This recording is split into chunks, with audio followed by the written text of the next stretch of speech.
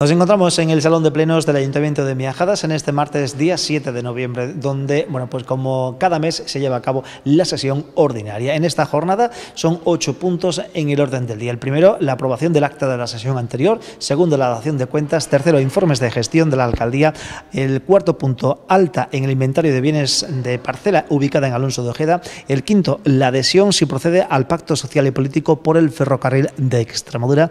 El sexto punto, la adhesión, si procede, al marco regional de impulso a la economía verde y circular de Extremadura. Mociones de urgencia y ruegos y preguntas conforman este orden del día correspondiente, como decíamos, a la sesión plenaria del mes de noviembre. Buenas noches, se abre la sesión.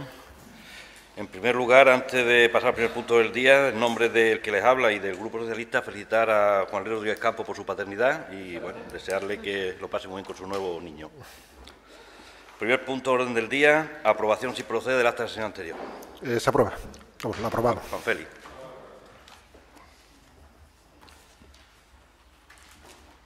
Punto número 2, dación de cuentas de resoluciones de la alcaldía.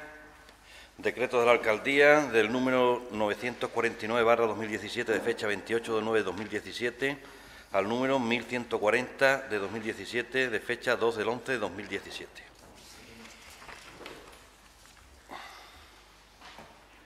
Informe de gestión de la alcaldía, no hay ningún informe. Punto número 4, alta en el inventario de bienes de parcela ubicada en Alonso de Ojeda.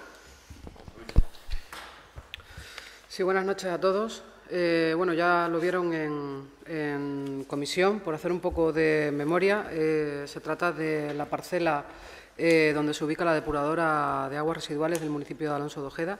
Ya saben todos ustedes que esto es un litigio que viene de antiguo en relación a una ocupación que hubo ahí de unos terrenos municipales. En el pleno del 7 de junio del 2016 ya se trajo aquí el inicio de investigación de oficio del expediente para determinar las superficies de la parcela de los particulares que decían que era suya y la parcela que era municipal. Vieron en comisión, lo que se trae hoy aquí es el alta en el inventario de bienes, una vez que ya se hicieron los oportunos levantamientos topográficos y se determinó las superficies de ambas parcelas, se trae el alta de esa parcela en el inventario de bienes municipales. Tienen ahí toda la documentación, están ahí los planos. Lo que se da de alta es una superficie de 8.284 metros cuadrados y que se corresponden con la parcela 41 del polígono 17. Juan Luis. Sí, nuestro voto va a ser favorable y decir que este litigio viene de antiguo, efectivamente, que se hizo por parte de los vecinos una ocupación y que se empezó a investigar también en la legislatura anterior. No estaba inscrito este bien en el registro de bienes de este ayuntamiento y luego pudimos comprobar, y en la comisión también se comprobó, que los vecinos también tenían su parte de razón de que el ayuntamiento de Miajadas durante muchos años había estado ocupando una parte de sus terrenos, ¿no? Yo creo que con este informe que tienen los técnicos municipales y con este acuerdo, yo creo que ya se pone fin a este litigio y yo lo que creo que también deberíamos pedir disculpas a estos vecinos porque, durante mucho tiempo hemos estado ocupando una parte de su propiedad. Nada más. Juan Félix.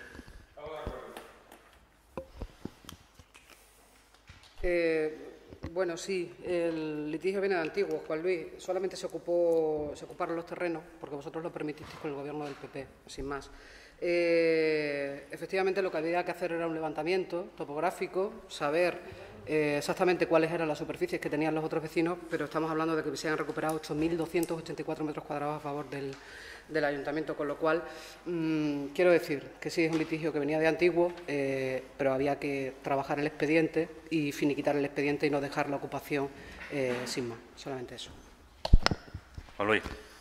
Pues estamos todos de acuerdo, yo creo. Estamos todos de acuerdo y los vecinos también tenían su parte de razón, que es lo que yo quiero decir, que no era solamente la razón de este ayuntamiento, sino que ellos tenían también su parte de razón y que durante muchos años hemos estado ocupando una parte de sus terrenos, con lo cual yo creo que esa investigación la inicié yo fui personalmente a la Consejería de Urbanismo y estuve reunido con el el jefe de sección, y lo que nos faltó quizás es lo que ustedes han hecho, haber iniciado el expediente de forma iniciar el procedimiento que se sigue para estos casos. Pero bueno, decir que creo que debemos unas disculpas a estos vecinos, y por lo menos por mi parte yo se las doy. Se aprueba por unanimidad, ¿no?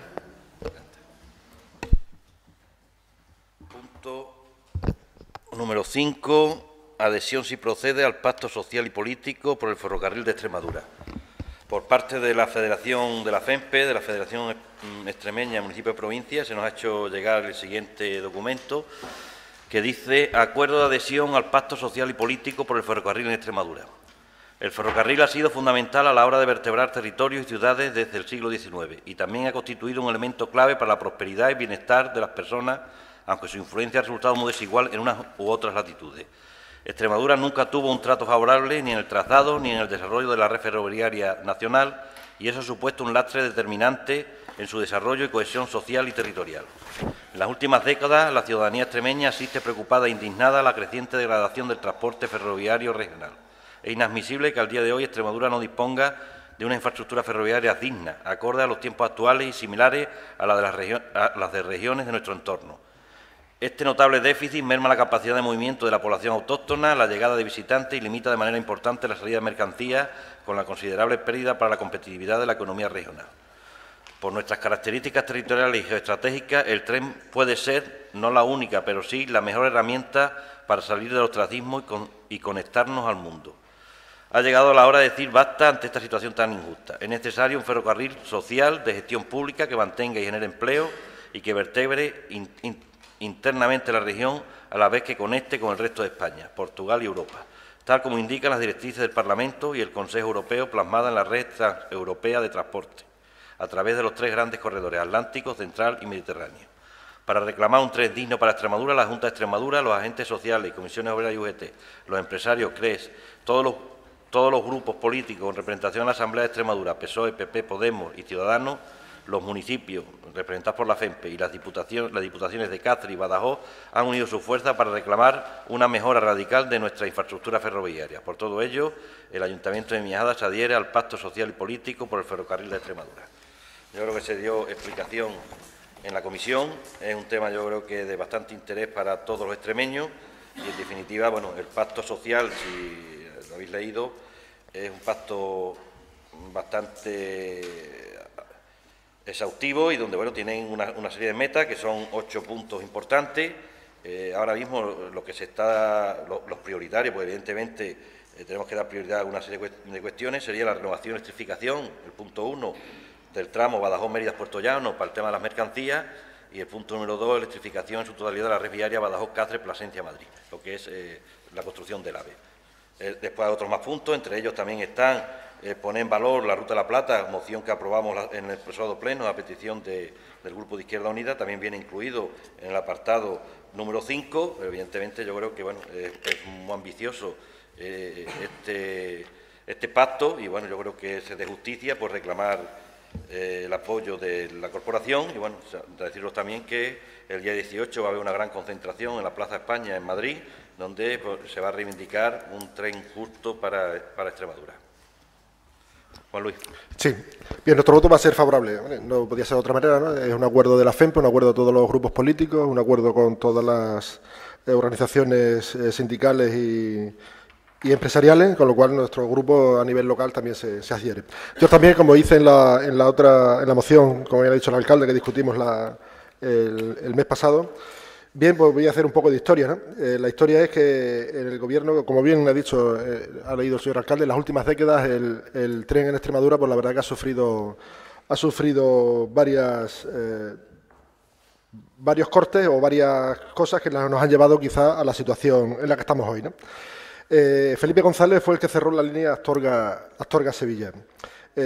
José Luis Rodríguez Zapatero quitó los trenes Talgo, que eran los trenes de mejor calidad que había en Extremadura, y los quitó. En 8 años invirtió 400 millones de euros en el AVE Madrid-Badajoz. Bien, Aznar firmó el tratado con Portugal, con lo cual el AVE pasaría por Extremadura. Había en aquella época una polémica que no se sabría si pasaría por Salamanca o pasaría por Extremadura. Bien, pues gracias al acuerdo entre José María Aznar y el presidente portugués, pues se firmó por parte de los dos países que pasara el AVE por Extremadura. Y decir también que Rajoy ha invertido 800 millones de euros en 5 años, más del doble que Zapatero Rajoy en época de crisis económica y Zapatero en época de expansión económica. También decir que Zapatero también nos quitó el eje 16, ese famoso eje de mercancías europeas que unía los puertos de Algeciras y de Sines, a través de Extremadura también, y dirección Madrid pues iba a ser un paso de mercancías hacia Europa, que la verdad que a Extremadura le hubiese venido muy bien, y en el último momento ese iba a ser el eje 16, iba a ser la línea de mercancías de España, y en el único momento pues se decidió por el corredor mediterráneo, y eso fue una decisión que tomó solo y exclusivamente el presidente Zapatero, ¿no? Decir también que yo creo que es bueno que haya este consenso entre todos los grupos políticos, cosa que no ocurría en la legislatura 2007-2011, en el que el Partido Popular en la Asamblea de Extremadura propuso varias actuaciones en contra de que se estuviera desmantelando el tren, contra de estas acciones que he dicho antes, y el Partido Socialista con el señor Vara pues votaba en contra de estas proposiciones que hacía el Partido Popular. Yo creo que el Partido Popular ahora está actuando de forma responsable y en interés general de todos los extremeños. Entonces yo creo que bueno, ya se está viendo que gracias al impulso que le ha dado Mariano Rajoy, que el tren pues en el 2019 está previsto que empiece ya ese tren de altas prestaciones, aunque luego empezará en el 2020 la electrificación de la línea de Madrid-Badajoz, ¿no? Con lo cual esperemos que en ese tramo de tiempo pues bueno, pues que Extremadura vuelva a tener un tren que nos lo merecemos, creo yo. Nada más, Antonio. Juan Félix. Sí, buenas noches. Unirnos a la felicitación desde nuestro grupo a Juan Luis y enhorabuena porque ya es una parejita. Pero bueno, no por eso desistas de ir a por el tercero y familia numerosa.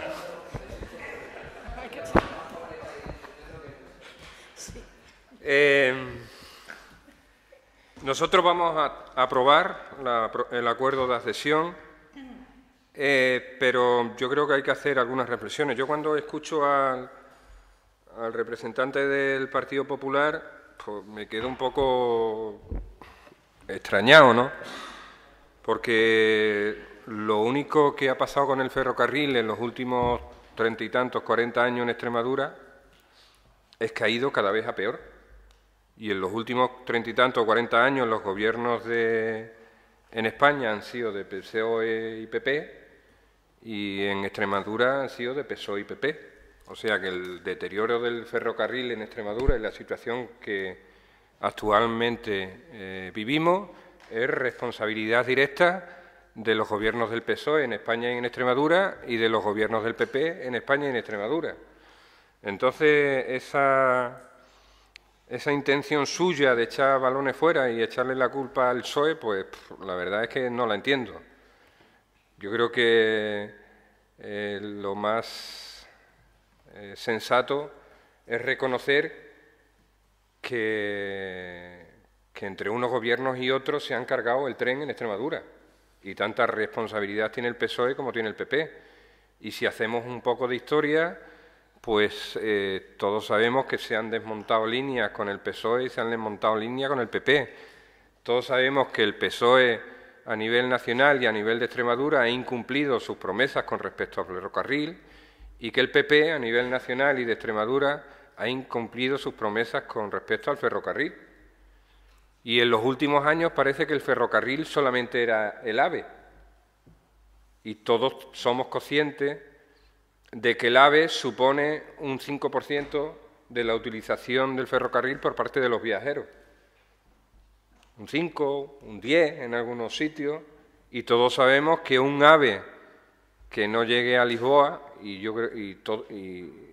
tenemos la certeza de que en muchos años no va a llegar a Lisboa, porque el gobierno portugués no está dispuesto a gastarse una millonada en ese ferrocarril, un AVE que venga a Extremadura, pues difícilmente, muy difícilmente, va a ser rentable, ni siquiera socialmente.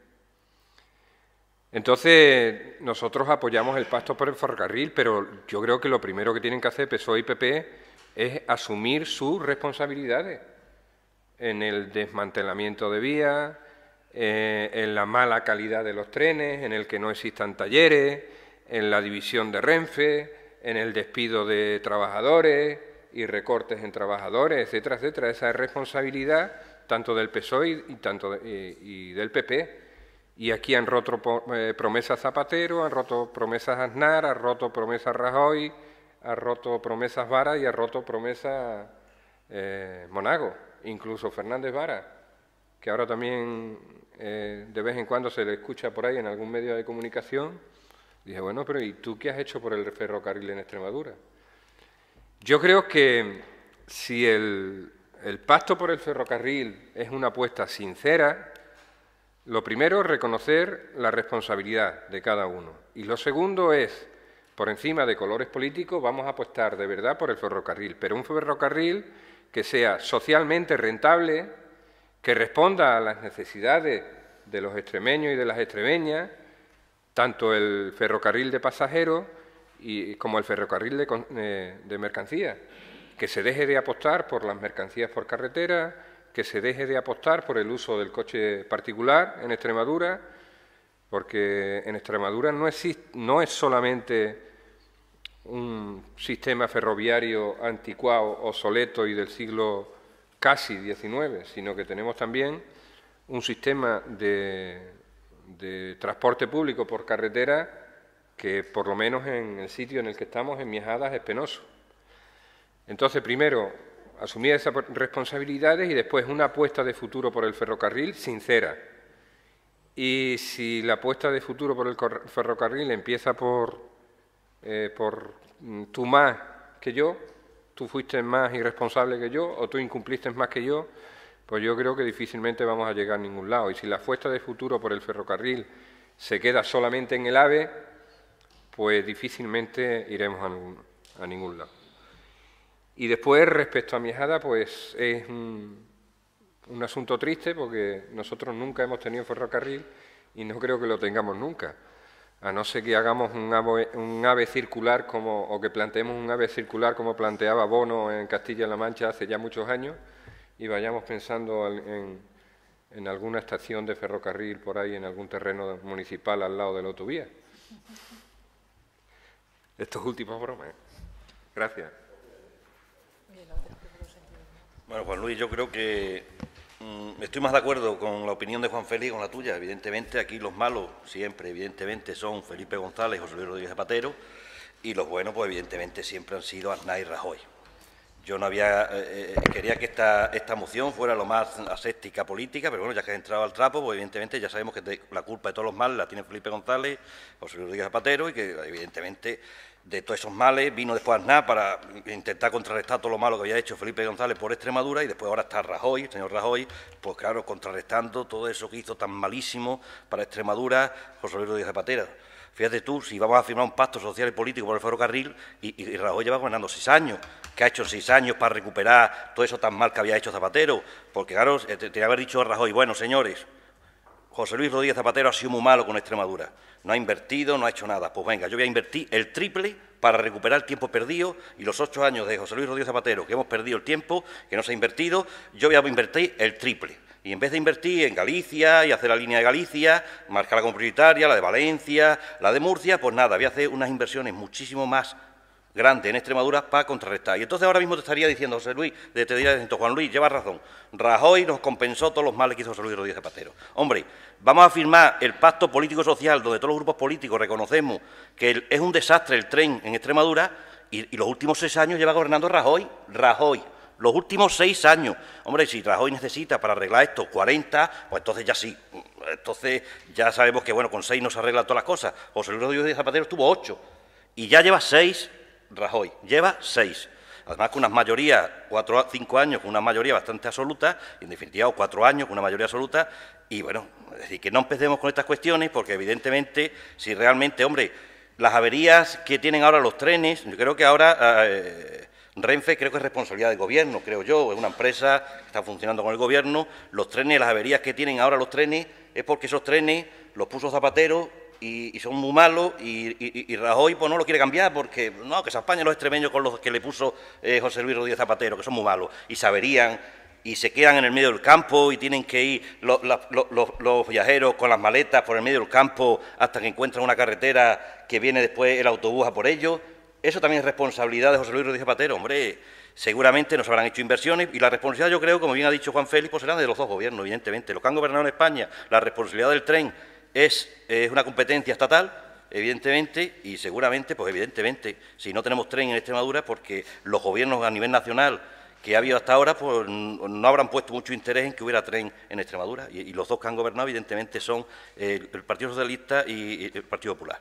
Pero que el Partido Popular lleva 6 años y podía haber corregido esos errores que cometió en su día esas personas tan malas para España y tan crueles como han sido Felipe González y José Luis Rodríguez Zapatero. Juan Luis. No culpo ni a Felipe González ni a Rodríguez Zapatero de todos los males. Sí le culpo de los males del ferrocarril. De eso sí, de todos los males del mundo mundial no le voy a culpar ni a uno ni a otro, porque tampoco sería justo. No me has escuchado lo que he dicho, Antonio. ¿Rajoy no ha invertido el triple? No, pero el doble sí ha invertido que Rodríguez Zapatero. Entonces lo que he hecho ha sido un poco de historia y de números, o sea, que es que no me he inventado nada. Es un poco lo que ha habido y hay que decir una cosa también, y yo creo que tanto Rajoy como Zapatero hubiesen invertido más en el tren, en la línea de AVE a Madrid-Badajoz, si Portugal hubiese tirado para adelante. También hay que ser en eso consciente. Portugal, al decir que con la grave crisis económica, peor todavía que la que hemos padecido en España, pues una de las inversiones con la que lo dejó pues fue el AVE Madrid-Lisboa.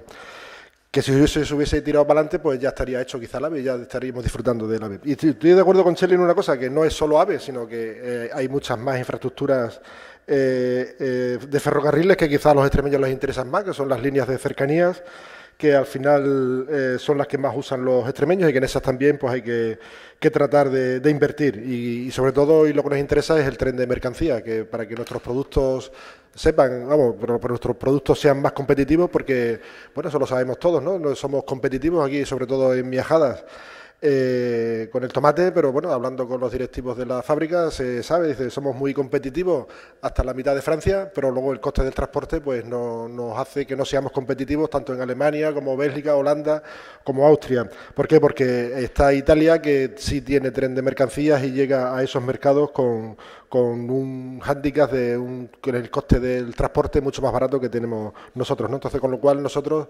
que es un poco la idea que tenía José Antonio Monago, que al quitarnos ya el eje 16, que era la salida natural de nuestras mercancías, pues poder utilizar la línea del AVE por las noches cuando no circulen trenes de pasajeros, pues utilizarlo para las mercancías, que podría ser una opción, ¿no? Pero tengo que decir eso, ¿no? Que también hay que invertir en las líneas de cercanías, en los trenes que ya Plasencia, Cáceres, Badajoz tendrán una línea del AVE, aunque luego se utilizará esa línea para las líneas de cercanías, pero luego tenemos otras líneas, ¿no? Como es la línea de Don Benito, Badajoz, que va hacia Valdepeña y hacia Castilla-La Mancha, con lo cual que también hay que potenciarla y que también sería bueno que se electrificara, y que ese será, a partir de 2020, está puesto en los presupuestos generales del Estado, que se invertirá en eso. Y tengo que decirle que el Partido Popular, le he dicho también, no me has escuchado, Antonio, el Partido Popular ha sido responsable en este sentido. ¿Por qué? Porque vemos que es un interés regional por parte de los extremeños, y el señor Fernández Var en la legislatura 2007-2011 pues no apoyaba estas iniciativas que tenía el Partido Popular. ¿Por qué? Porque imperaban la obediencia al partido antes que los intereses generales de los extremeños. Nada más. Juan Félix. No, yo no me entero. A ver, el señor Aznar hace ya por lo menos, a ver si me equivoco, 14 o 15 años que gobernó. Y entonces ya el señor Aznar hablaba del AVE. El señor Aznar no hizo nada por el AVE en Extremadura, ni por el ferrocarril en Extremadura, nada. Y estuvo, me parece que fueron 8 años. El señor Zapatero no hizo nada por el ferrocarril en Extremadura, y estuvo 8 años. Y el señor Rajoy, que lleva, ¿cuántos? 6, no ha hecho nada por el ferrocarril en Extremadura. Los 800 millones, yo dudo de que sean 800 millones. ¿Pero en qué? En parte de la línea del AVE. El resto del ferrocarril de Extremadura abandonado. Abandonado. Y yo no sé si vosotros últimamente habéis cogido un tren, pero intentar salir de Extremadura hacia el norte es imposible. Hacia el sur es imposible. Hacia el oeste, hacia Castilla-La Mancha, una auténtica odisea. Porque tienes que hacer transbordo normalmente en Puerto Llano, no me sale el nombre ahora del pueblo. Y hacia Madrid ya es para morirse. Para morirse. O sea, en un tren que te tire 5 o 6 horas a Madrid, cuando en autobús echa 2 o 2 y pico, pues ya me diréis. Entonces, el señor Rajoy no ha hecho absolutamente nada por el ferrocarril en Extremadura. El señor Monago no hizo absolutamente nada por el ferrocarril en Extremadura. Y el señor Varas no ha hecho absolutamente nada por el ferrocarril en Extremadura. Esa es la realidad. En los presupuestos del 2020, que yo sepa, todavía no hay presupuestos en el año 2020. O sea, no digáis que hay tanto dinero para el ferrocarril en Extremadura, para cercanía, para electrificar, para no sé qué, porque es mentira, porque no tenemos presupuesto del año 2020, ni del 2019. No los tenemos, y no hay ni un duro para eso. O sea, quien diga eso está mintiendo. Y la realidad que tenemos es unas cafeteras que se averían cada 2 por 3, como ha dicho antes Antonio. Esa es la realidad que tenemos. Y los responsables sois vosotros, PSOE y PP, porque son los que habéis gobernado en estos años. Y vuelvo a decir que el pacto este sea de verdad algo sincero. Yo tengo cierto escepticismo, pero ojalá algún día tenga que venir a este pleno. Bueno, ojalá no esté ya en este pleno, porque entonces seguramente tendría que venir ya apoyado en un bastón y no podría subir por las escaleras. Y bueno, que algún día tenga que decir, oye, pues es verdad, cumplisteis con el pacto del ferrocarril, el ferrocarril en Extremadura ha cambiado. Ojalá algún día tenga que decirlo. Mira, Juan Luis, simplemente decirte, en estos 6 años de gobierno de Rajoy, ¿cuántos kilómetros de AVE están en funcionamiento? ¿Está en funcionamiento el tren y el AVE? 0. ¿Cuántos kilómetros de electrificación se han hecho? 0. Si Zapatero quitó el eje 16, que era tan buenísimo para Extremadura, ¿por qué no lo ha restablecido Rajoy? ¿Por qué no lo ha restablecido en estos 6 años? Ha dicho, Zapatero quitó el eje 16, no le marcó un prioritario y marcó prioritario el eje mediterráneo, pues muy bien, nosotros no estamos de acuerdo. Vamos a intentar apostar por Extremadura, vamos a apostar por el eje 16. No ha hecho eso, todo lo contrario. Para contentar a los catalanes, pues lo ha dicho, oye, calmaros un poquito y la inversión pues en el eje del Mediterráneo, evidentemente, en el eje del Mediterráneo. Y no en el eje 16, lo que estáis haciendo es demagogia cuando decís, el eje 16 quitó Zapatero, que lo hubiera puesto Rajoy, que ha tenido 6 años para ponerlo. Entonces, no entremos con esas cuestiones porque, en definitiva, bien creo yo que al final ha sido responsabilidad, evidentemente, de los dos partidos que han tenido gobierno en la nación, que han marcado otras prioridades por otras regiones y que Extremadura al final, pues bueno, pues no ha sido, seguramente porque somos pocos habitantes, seguramente porque tenemos menos peso político, pues bueno, pues hemos tenido la capacidad de influir en los gobiernos centrales para que hubiéramos tenido pues, un tren digno. Bueno, ¿la aprobamos por unanimidad? La apruebo por unanimidad.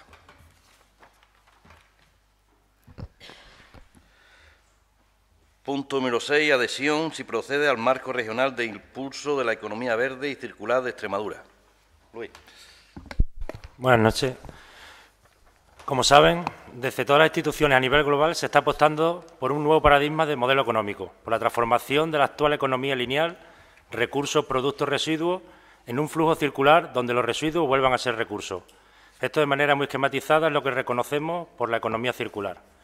El pasado mes de mayo ya aprobamos nuestro compromiso de Ciudades por la Economía Circular de la Declaración de Sevilla, iniciativa de la Comisión y el Parlamento Europeo para construir una economía circular.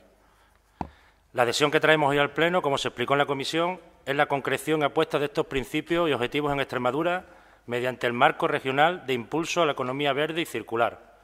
Sabemos que es una tarea muy complicada, que es una estrategia que necesitará de financiación, de mucho desarrollo, pero nuestra adhesión nos permitirá participar de manera activa y, llegado el caso, optar a posibles proyectos y posibles subvenciones. Juan Luis. Sí, nuestro voto va a ser favorable. Bueno, como bien vimos en la comisión, se trata esto más que nada de una declaración de intenciones, ¿no? Un acuerdo que se ha llegado entre el Gobierno junto con los agentes sociales y, bueno, se trata de una declaración de intenciones y que esto se tendrá que ir ahora desarrollando en algunas iniciativas, ¿no?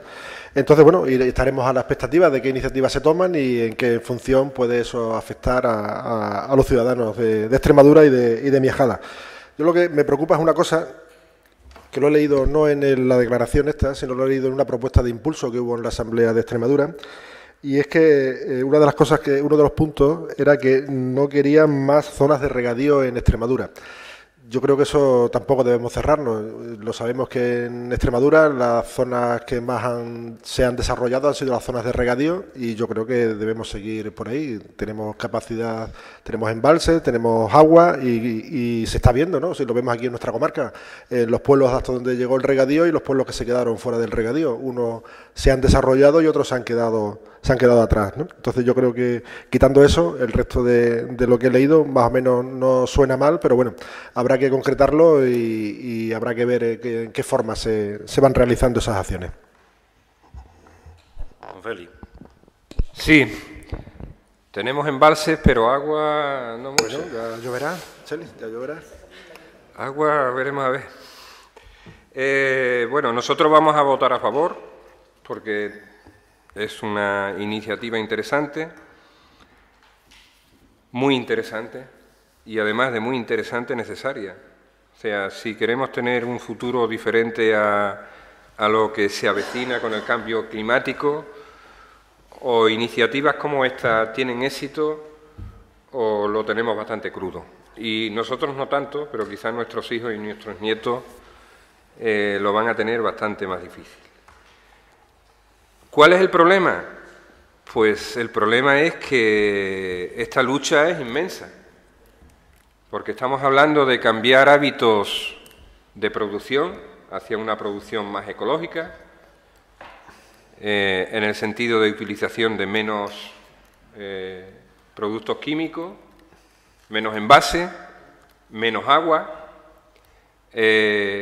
hacia un consumo más responsable, más cercano, y ahí en esa lucha vamos a chocar con las grandes multinacionales y las grandes cadenas de alimentación y con unos hábitos de consumo que imperan en esta sociedad y que todos tenemos asumido, que no es el de consumir productos cercanos, sino el de consumir productos de las grandes cadenas de alimentación que sabemos que llevan un proceso grande de elaboración, transformación, de envasado, etcétera, consumen gran cantidad de energía, es consecuencia de una agricultura productiva y muchas veces no ecológica y que lleva a la acumulación y a la producción de gran número de envases, de residuos de envases.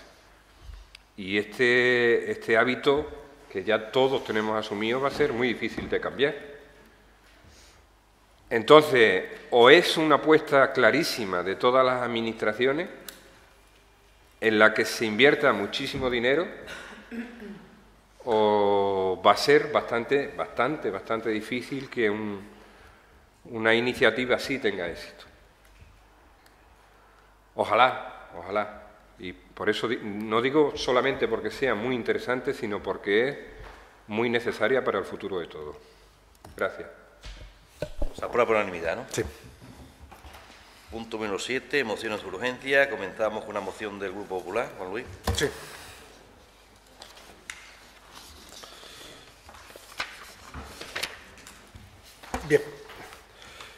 Bien, la justificación de la moción, bueno, como sabemos todos, en el centro de salud estamos teniendo problemas con los pediatras que se han dado de baja, entonces, bueno, traemos una moción al ayuntamiento para que se le haga llegar al consejero de Sanidad para que a la máxima brevedad posible pues se solucione este problema. ¿Voto a favor de la urgencia? Juan Luis. Bien. Durante los últimos meses hemos podido comprobar cómo se han producido las bajas laborales de las 2 pediatras del Centro de Salud de Miajadas, quedando totalmente desasistido el servicio de pediatría en nuestra localidad. La primera de las bajas se produjo aproximadamente hace 3 meses, sin que desde entonces, por parte del Servicio Extremeño de Salud, se haya procedido a cubrir la plaza mediante un sustituto, produciendo una sobrecarga en la otra consulta que ha supuesto tanto un retraso en las citaciones a los pacientes pediátricos como una merma, en la calidad del servicio, solo minimizada por la gran profesionalidad de la facultativo, que durante 3 meses ha pasado 2 consultas de forma simultánea. Si durante los meses pasados era urgente que se le hubiera cubierto la baja producida en el servicio de pediatría de nuestro centro de salud, en los meses venideros la necesidad de que dicho servicio funcione al 100% es aún mayor, habida cuenta que es en las temporadas de otoño e invierno es cuando mayor demanda se produce en las consultas pediátricas, debido a que las enfermedades más frecuentes en pediatría, que son las enfermedades respiratorias, bronquitis, faringitis, otitis, etcétera, que ocurren en época de frío por la exposición de los niños a las bajas temperaturas. Es por ello que el Grupo Popular del Ayuntamiento de Miajadas y todos los concejales que componemos el Pleno Corporativo debemos poner este hecho en conocimiento de la Junta de Extremadura al objeto de que esta situación se normalice y se restablezca en su totalidad el servicio de pediatría en el Centro de Salud de Miajadas, por lo que sometemos al Pleno Corporativo el siguiente acuerdo a adoptar.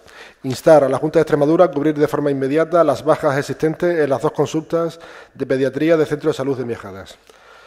Bien, yo creo que es una moción que recoge el sentir, yo creo, de los ciudadanos. Hay mucha preocupación entre los ciudadanos de Miajadas, pues una cosa es que estemos sin un pediatra, pero otra cosa es que ya no tengamos pediatra y que sean los médicos de familia los que tengan que estar pasando consulta a nuestros hijos, ¿no?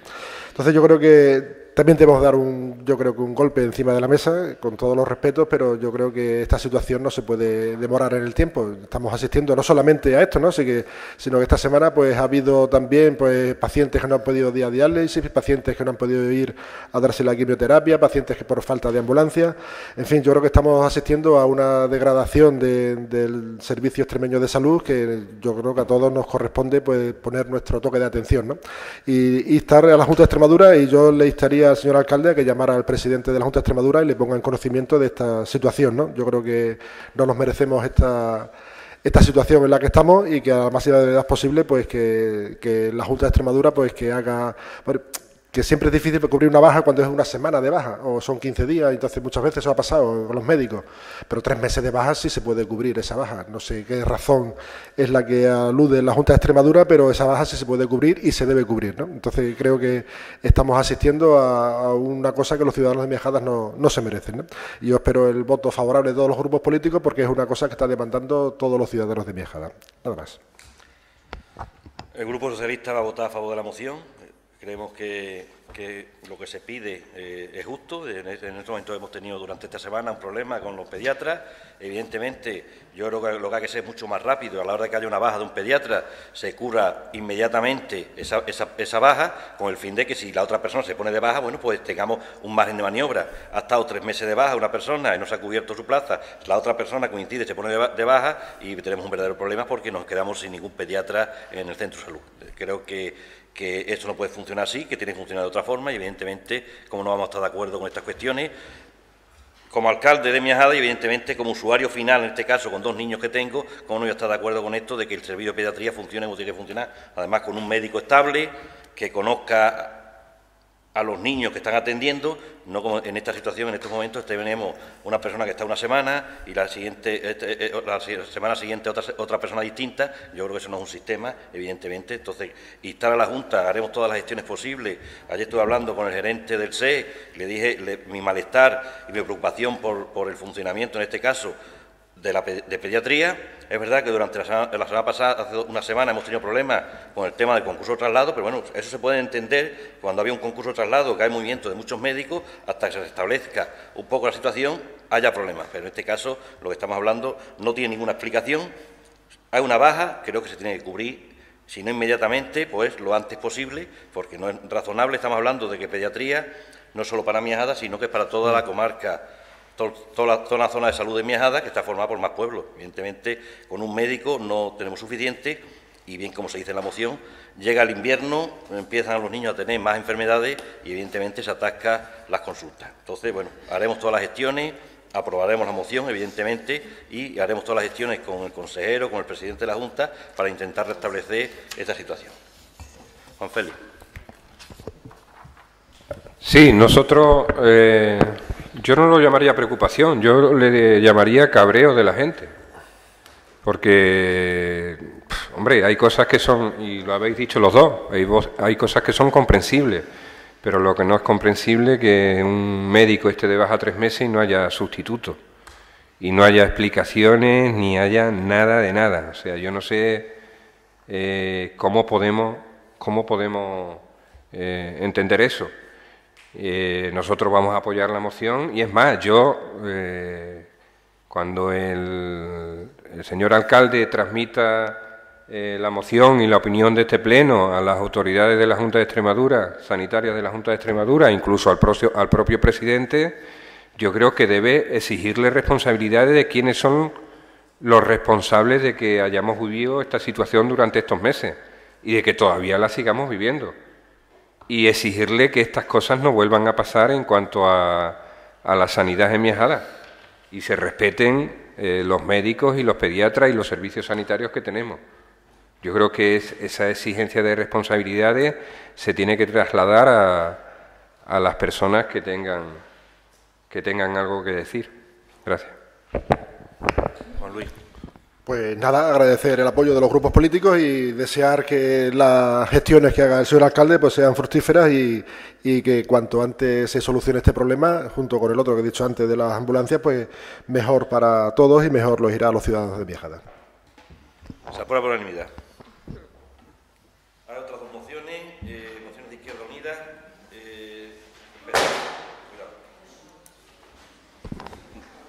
Juan Feli, empezamos si quieres por la red Nunca Más. Ah, bueno, pues entonces cuando tú quieras, fíjate tú, yo había elegido mal. me da igual. Ah, qué buena. Por la de las mujeres. Empezamos por la otra, ¿vale? Vale. El 25 de noviembre es el día elegido por los organismos internacionales, asociaciones de activistas de mujeres y gobiernos para reunir fuerzas, alzar la voz y recordar a la sociedad la gravedad del problema violencia de género. Desde Izquierda Unida a PPI vemos necesario reflexionar sobre este problema y vemos importante manifestar que estamos totalmente en contra de la violencia de género. Y para acabar con este tipo de violencia nos gustaría contar con el apoyo de todos los grupos. Paso a leeros la moción. Votamos la urgencia, ¿te parece? Ah, perdón. Sí. Venga, vota a favor de la urgencia. Ahora. Perdón. Este año se cumplen 72 años. Este año se cumplen 72 años de la liberación de los... ¡Uy, coña! Vale. Por favor. Vale. El movimiento feminista y las organizaciones de mujeres han venido demandando desde siempre que la violencia de género no solo es una prioridad política a nivel de Estado, sino que además se encare desde todas las formas de manifestación. Cuando decimos que la violencia de género es una lacra que atraviesa la sociedad en todas sus estructuras, estamos expresando que la violencia machista no se erradica únicamente a través de medidas que se limiten a encarar la violencia en el ámbito de las relaciones pareja-expareja, sino que verdaderamente integral, haciendo frente a unas estructuras patriarcales arraigadas aún en nuestra sociedad. Y para ello es fundamental hacer políticas de prevención, sensibilización y detención, que englobe la violencia contra las mujeres de forma integral, que partan del origen estructural de la violencia y que sean capaces de detectar las diferentes formas de expresión de violencia machista. La violencia machista que perpetra cientos de asesinatos de mujeres es la expresión violenta más detectable. Y frente a ello tenemos que manifestar con nitidez que es responsabilidad de la sociedad en su conjunto, haciendo hincapié en que si no se encara la violencia patriarcal en todas sus vertientes, los asesinatos seguirán produciéndose. Tenemos que concienciarnos de que si esto ocurre es porque la violencia patriarcal recorre toda la sociedad y debemos ponerle freno de inmediato a todas y cada una de las formas en las que se expresa esta violencia. No podemos consentir que en el siglo XXI existan esclavas traficadas para el consumo sexual de los hombres. La prostitución es una forma legitimadora de la violencia machista, pues el género masculino alquila el uso de cuerpos de mujeres y niñas por precio, dando con ello legitimación a la consideración de la mujer como un ser inferior susceptible de ser usado y comprado. La brecha salarial existente entre mujeres y hombres en trabajos de igual valor es la fórmula que la sociedad patriarcal tiene de manifestar que para él seguimos siendo ciudadanas de segunda clase, y la manera de contrarrestar nuestra salida del espacio laboral condicionando nuestra autonomía económica para mantenernos subordinadas. Las agresiones sexuales, en algunos casos, han pasado de ser actos criminales individuales a formas grupales cada vez más presentes en nuestras fiestas y en otros acontecimientos masivos.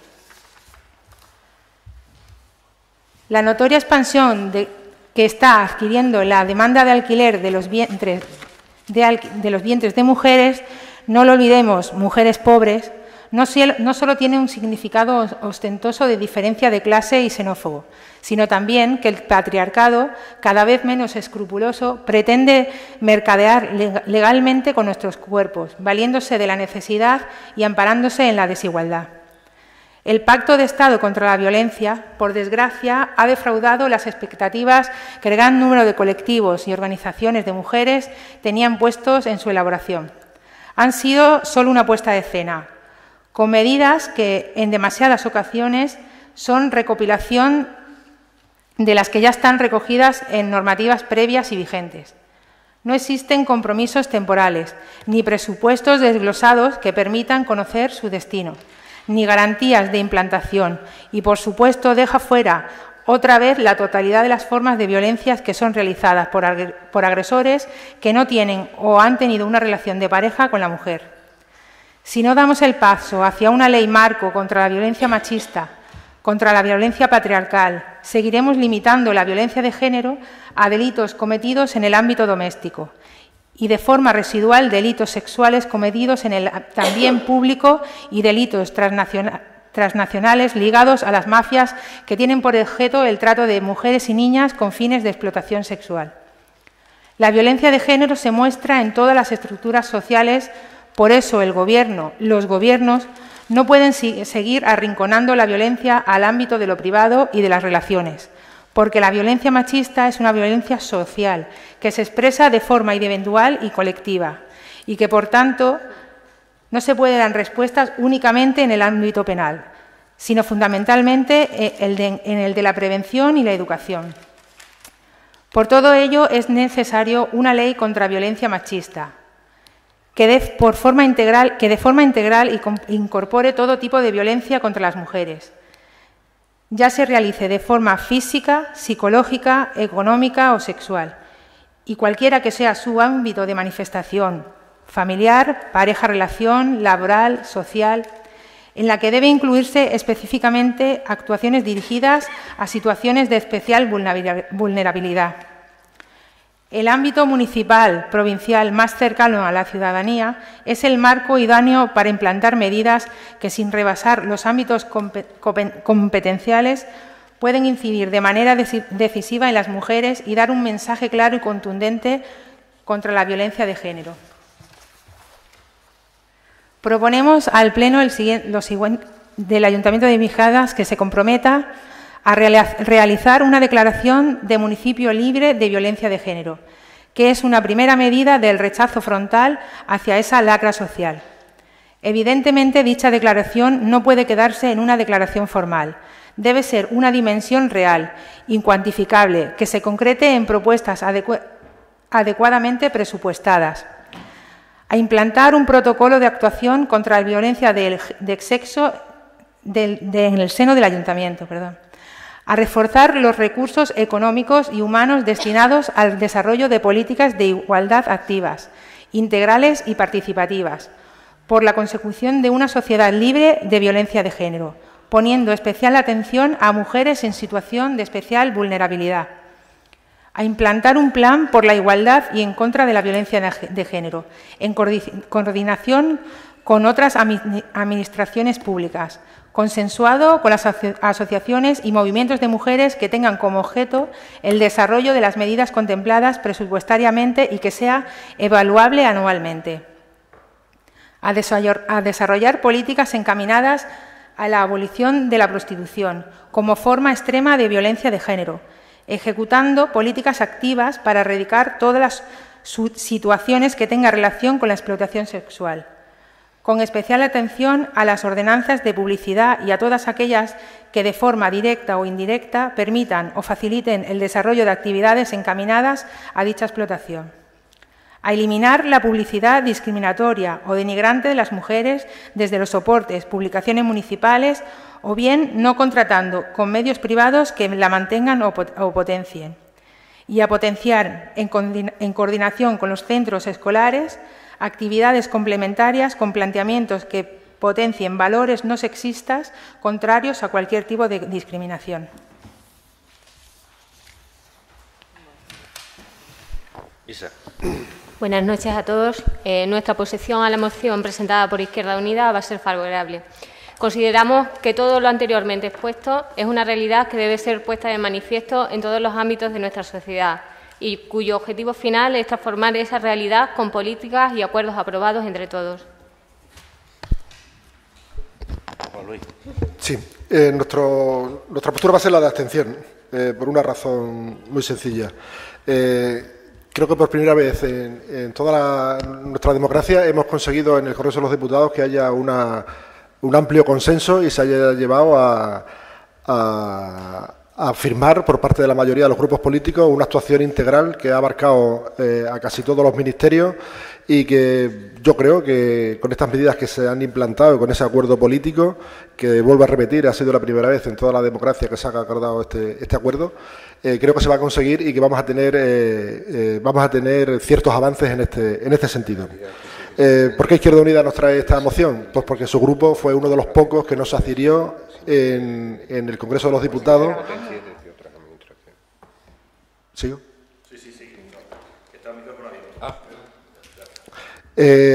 Su grupo fue uno de los pocos que en el Congreso de los Diputados pues, no se adhirió a este gran acuerdo que llevaron los demás grupos políticos. Yo creo que es una iniciativa que está recién salida del horno y hay que darle su margen de plazo.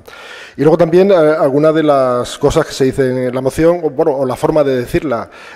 Yo, con todo el respeto, yo no creo que vivamos en una sociedad patriarcal. Yo es que no sé, eso es de la Edad Media o por ahí, pero yo creo que hoy día, en Miajadas, una sociedad patriarcal, yo creo que no la hay, o por lo menos yo no conozco a nadie que se rija de esa forma.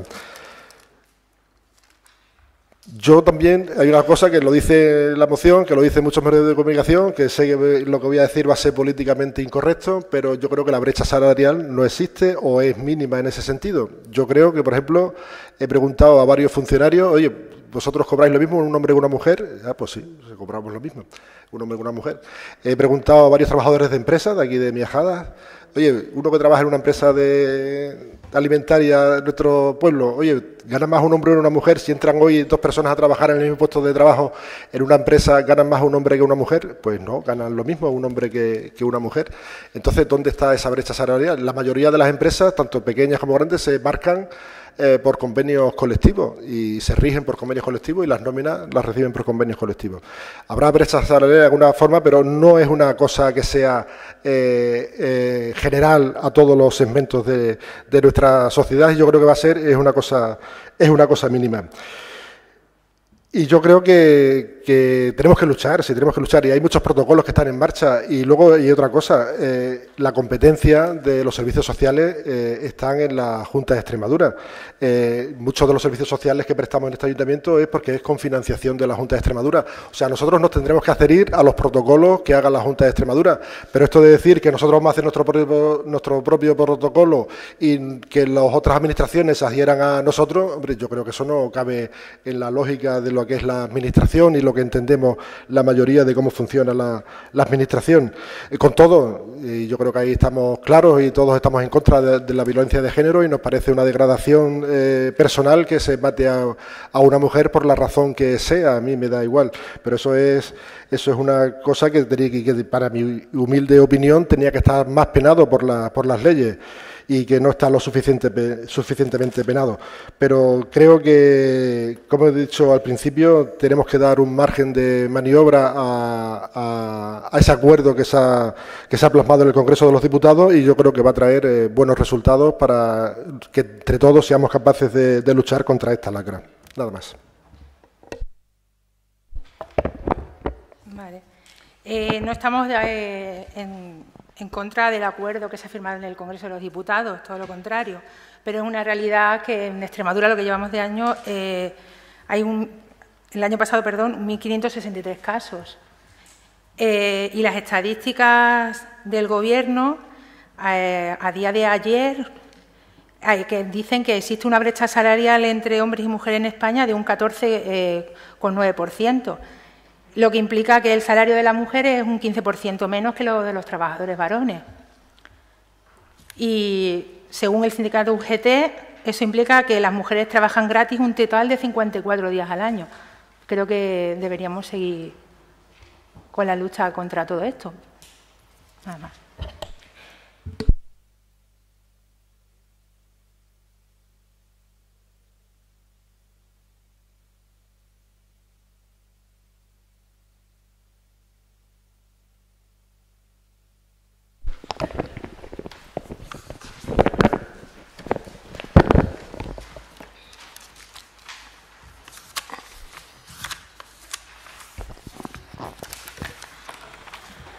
Sí, la justificación de la moción es porque este año se cumplen 72 años de la liberación de los campos nazis y a raíz de la liberación en esos campos nació un mensaje que fue el de nunca más vuelva a ocurrir esta barbarie. Y para que no vuelva a ocurrir esa barbarie, lo primero es el recuerdo, el conocimiento y el reconocimiento en el sentido de gratitud hacia aquellas personas. Entonces ese es el sentido de la moción. Voto a favor de la urgencia. Juan Félix. Paso a leerla. Este año se cumplen 72 años de la liberación de los campos nazis, aniversario con un significado especial, puesto que las voces de las víctimas se están apagando, realidad que debe comportar una renovación responsable y comprometida de su mensaje, expresada en los juramentos hechos en los diversos campos después de la liberación bajo el lema del nunca más. Reconocemos que el término víctima es universal, pero a la vez debemos enfatizar el recuerdo de las víctimas españolas. 10.000 deportados aproximadamente, de ellos algo más de 300 extremeños, además de los que participaron en la resistencia francesa, muchos de los cuales fueron encarcelados y asesinados. También es indispensable recordar que más allá de las víctimas directas, sus familias y su entorno también sufrieron las consecuencias de lo acontecido, y que todas ellas fueron personas vinculadas a la historia de su país, con trayectorias personales, políticas y sindicales diversas. Las secuelas del exilio, la persecución y la deportación no solo afectaron a toda una generación por el vacío cultural, político y sindical que dejó, sino que significaron una pérdida irremediable para las generaciones posteriores. Las víctimas de los campos nazis no lo fueron por azar, sino como resultado de su posición en defensa de la República, lo que los arrojó al exilio. Fueron enemigos de Franco y enemigos de Hitler, y a causa de esa condición acabaron siendo deportados en los campos del Reich. En consecuencia, su reconocimiento tiene que comportar la identificación de los culpables. Su deportación no hubiera sido posible sin el abandono por parte del régimen colaboracionista de Francia, el régimen de Vichy, y sin el beneplácito por parte de la dictadura franquista, para que los prisioneros de guerra de los alemanes fueran puestos en manos de la Gestapo, calificados como apátridas y enviados a los campos de concentración. Además, la culpabilidad de la dictadura franquista se extendió a lo largo de 40 años, al mantener la estigmatización de los vencidos en la guerra y su familia, al negar los derechos morales y materiales a los antiguos deportados y a su familia, y al impedirles constituir una asociación para su amparo, en contraste a lo que sucedía en la mayoría de los países de Europa. En estos momentos quedan pendientes deberes respecto a la historia y la memoria, dado que existe todavía un desconocimiento del alcance de la deportación republicana, incluso ignorada por los mismos familiares, y una falta de integración de su trayectoria en la historia de su pueblo, de España y de Europa, como resistentes a la ocupación nazi en Francia y también como luchadores antifranquistas. Del mismo modo que hicieron los deportados y deportadas supervivientes en muchos campos, con el juramento del nunca más, que incorporaba el anhelo de libertad, igualdad y justicia social, Corresponde hoy honrarlos y recordarlos con la renovación de su compromiso. Por eso, desde el Ayuntamiento de Miajada queremos recordarlo, recoger su compromiso y expresar nuestro apoyo a su legado de fascismo nunca más. Miajadeños deportados a campos de concentración nazi. Felipe Díaz Cruz, campo de Mauthausen, fallecimiento en 1942. Miguel Sosa Tostado, campo de Nebengein, Gamme. No se tiene constancia exacta de la fecha de su muerte. Manuel Vicente Martín, campo de Mauthausen, fallecimiento en 1941. La fuente es del Ministerio de Educación y Cultura, el portal de archivos españoles, campos de concentración nazi. Por ello, el Grupo Municipal de Izquierda Unida, Plataforma Progresista Independiente, solicita al Pleno del Ayuntamiento de Miajada: 1. Declararse como municipio comprometido con el lema de fascismo nunca más y con la recuperación de la memoria histórica y democrática, y aprobar su adhesión a la red de memoria y prevención del fascismo nunca más que impulsa Amical de Mauthausen y otros campos. La Amical de Mauthausen es una asociación nacida de los prisioneros republicanos que sobrevivieron a los campos. Promover la firma de un convenio con la Amical para la realización de las actividades de memoria, estudios, actividades de sensibilización, actos, etc. Instalar una placa conmemorativa recordando a los vecinos de Miajada que fueron deportados a los campos nazis.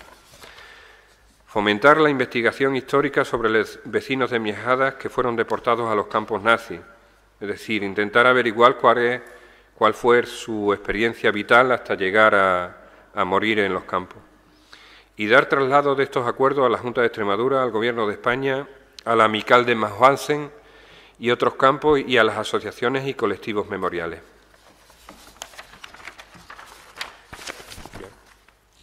Bueno, el Grupo Socialista va a votar a favor de la moción.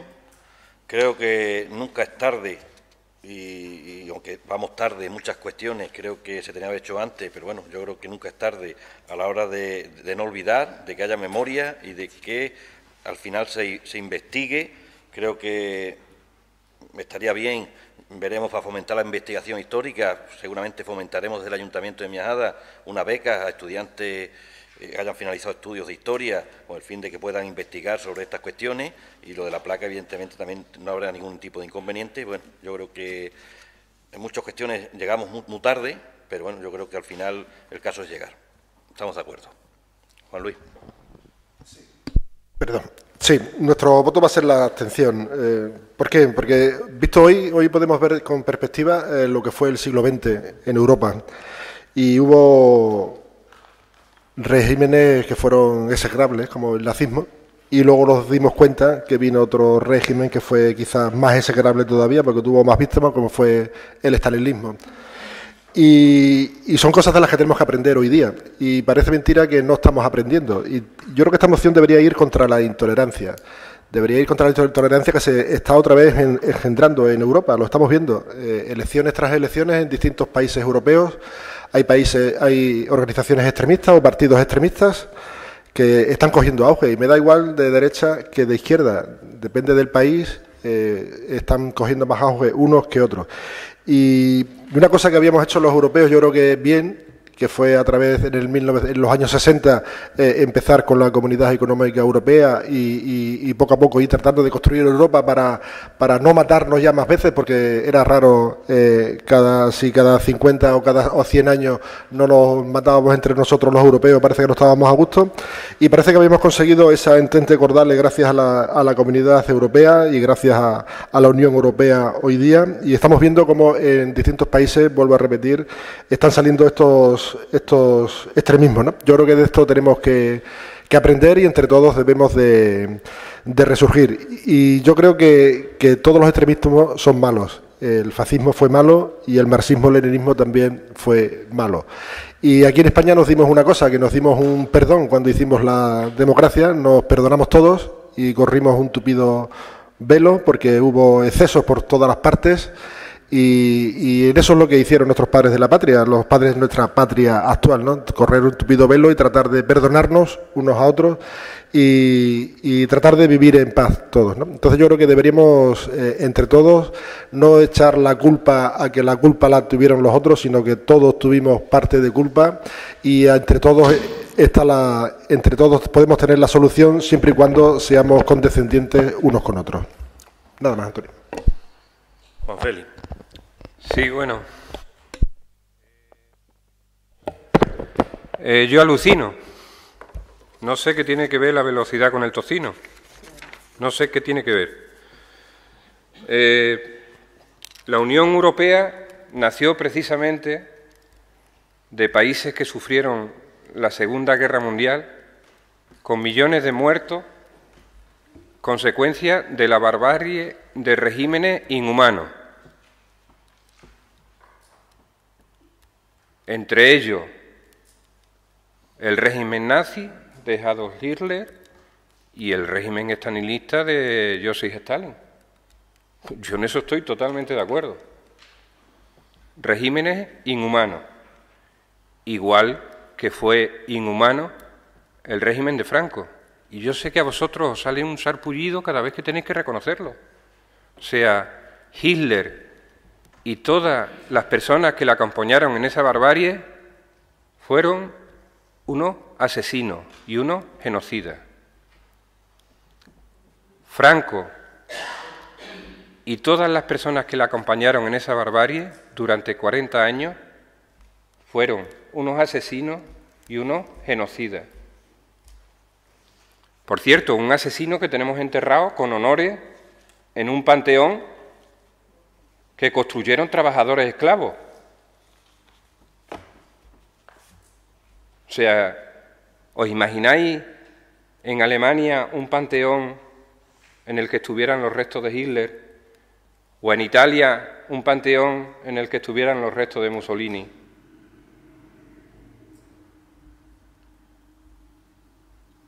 ¿Os imagináis eso? Pues aquí en España lo tenemos, pero no solo él, sino otro fascista declarado como José Antonio Primo de Rivera. Los tenemos a los dos en un panteón que nos gastamos una millonada en hacerlo a mayor gloria de Francisco Franco y hecho con trabajadores esclavos. Y una cosa es denunciar la barbarie y otra cosa es renunciar a la memoria. Y cuando olvidamos el pasado, pues claro, llegan momentos como este, en el que salen determinados grupos y hasta cuando cogen determinadas banderas nos parecen simpáticos. Banderas que llevan una gallina, nos parecen hasta simpáticos. Esa bandera con la gallina, el régimen ese provocó miles y miles de muertos.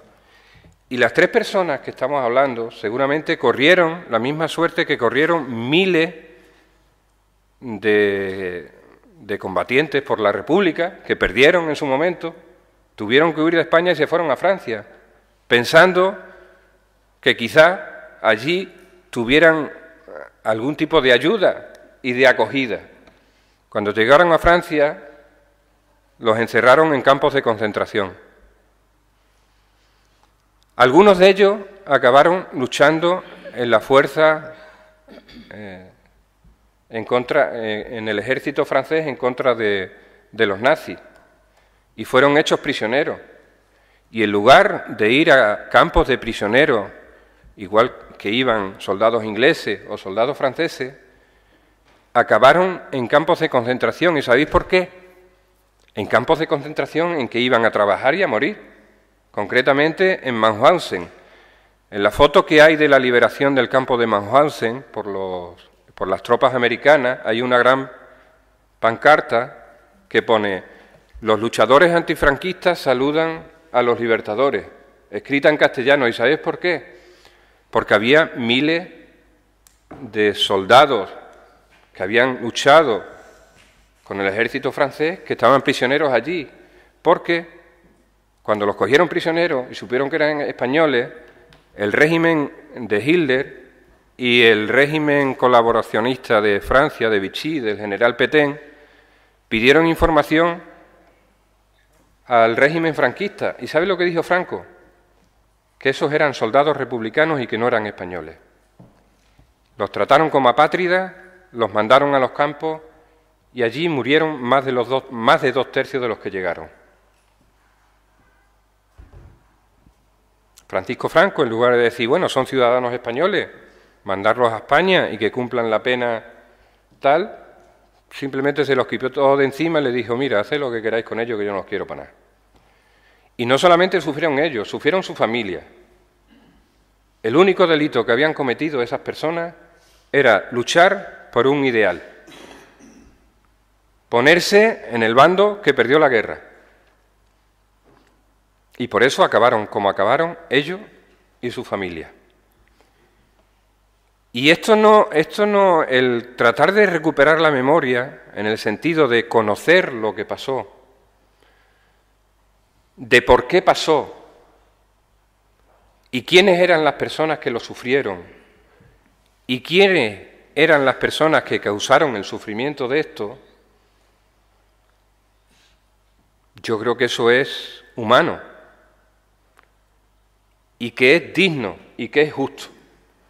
Lo otro que tú has hablado de correr un tupido velo es cuando uno no quiere hacer ese proceso y sobre todo no quiere llegar al final del proceso, que es reconocer la lucha de esas personas, reconocer la dignidad de la vida de esas personas y reconocer la injusticia del sufrimiento de esas personas. Y la ley de amnistía que se aprobó en España, no creo que fuera esa su intención. Y poner en marcha este proceso no es un proceso de revancha contra nadie, es un proceso de justicia. Porque la verdad nunca es injusta. La verdad es la verdad. Serrat cantaba, nunca es triste la verdad, lo que no tiene remedio. Yo creo que a veces la verdad es cierto que no tiene remedio, que es muy triste a veces, es muy triste. Y también es muy triste la respuesta de algunas personas ante esta verdad. Ante esta verdad, porque aquí no estamos prejuzgando ni juzgando, estamos reconociendo, en el sentido de gratitud, y yo creo que es algo necesario. Por eso yo creo que el salirse por los cerros de Úbeda y confundir la veracidad con el tocino en temas como este, yo creo que la verdad es bastante vergonzoso. Creo, Juan Luis, que además, como tú dices, para evitar los populismos que hay actualmente, creo que lo que hay que hacer es conocer la historia y explicar la historia lo mejor posible, con historiadores que sean lo más objetivos posible y explicar a los ciudadanos qué pasó realmente y no tener miedo, pues yo creo que ya han pasado muchísimos años, de que realmente, pues igual que estudiamos la guerra de la independencia y nos tiramos no sé cuántos días estudiándolo, porque se estudie la guerra civil y se estudie el alzamiento nacional, se estudie pues con suficientemente tiempo y objetivamente, porque eso es lo que nos va a hacer aprender. Conocer la historia es lo que nos hace aprender, es lo que nos tiene que evitar que caigamos en los mismos errores. Entonces, todo lo que sea averiguar, estudiar, investigar, no un tupido velo, no, investigarlo, estudiarlo objetivamente, y ahí saldrá todo lo que hicieron unos y los que hicieron otros, objetivamente, y la gente después sacará sus propias conclusiones. Pero no decir, bueno, de esto no vamos a hablar porque no vamos a sacar cosas antiguas, que ya estamos con las batallitas del abuelo y no sé qué y no sé cuánto, eso pasó hace muchos años y eso ya nos olvidamos de ello, que no ha existido. Sí ha existido y hay mucha gente que ha sufrido mucho con estas cuestiones y que lo han pasado muy mal y que han muerto sin tener un reconocimiento histórico, que no han recuperado, que no saben dónde están sus familiares muertos, no saben dónde están enterrados, que no han podido localizarlos. Entonces, yo creo que todavía estamos a tiempo de hacer muchas cosas, de cuando si hay que recuperar, es decir, abrir una fosa y que vayan arqueólogos, historiadores intenten identificar esos cuerpos y esa fosa que pintaba allí cuando se hizo. Yo creo que eso hay que hacerlo. Yo creo que eso no pasa nada por hacerlo, porque eso yo creo que es una forma de las nuevas generaciones, que esto le viene de muy lejos, que no lo conocen, y que dicen, bueno, ya estamos hablando, ellos lo ven como si fuera, bueno, pues la batalla de Napoleón. Alguien me dice, no, esto ocurrió en España, fue cerquita, aquí hay fosas, aquí cerquita, y la gente lo tiene que conocer diciendo, bueno, pues ocurrió, y lo que tenemos que intentar es, entre todos, conocer la historia bien para evitar que vuelva a ocurrir. Antonio, estoy de acuerdo contigo, pero creo que debemos hacer una cosa. Los católicos, cuando vamos a misa, lo primero que hacemos es acto de contrición. Miramos nuestros pecados, lo primero. Y yo creo que debemos hacerlo todos eso, mirar todos nuestros pecados. A Cheli no le he escuchado nunca decir que hubo republicanos que asesinaron a gente también. Y los hubo. Y hubo gente mala. Pues no, Cheli, es que no me apetecía nada y a escucharte. Tenía otras cosas que hacer. Y a lo que voy, que ese es el primer que tenemos que hacer. Tenemos que hacer un acto de contrición como país. Oye, todos metimos en la pata, todos mataron por desgracia, todos hicieron... Y lo que hicimos, que fue lo mejor que hicimos, y lo hicimos en el año 76, fue perdonarnos unos a otros, que por eso fue esa ley que hicimos. No vamos a investigar nada de atrás. Porque en todos los bandos hubo malas personas y hubo asesinos y hubo que se investigue hechos puntuales, que se haya, hombre, yo he fomentado y cuando he sido alcalde se ha abierto alguna asociación de esta que venía a investigar y que si podían excavar en un sitio, digo, sin problema ninguno, si se encuentra, todo el mundo tiene derecho. Lo que pasa es que no debemos, y nos estamos fijando en hace 70 años y lo tenemos hoy aquí en día entre nosotros. O sea, todavía hay más de 300 personas asesinadas por ETA que no sabemos quién los mató.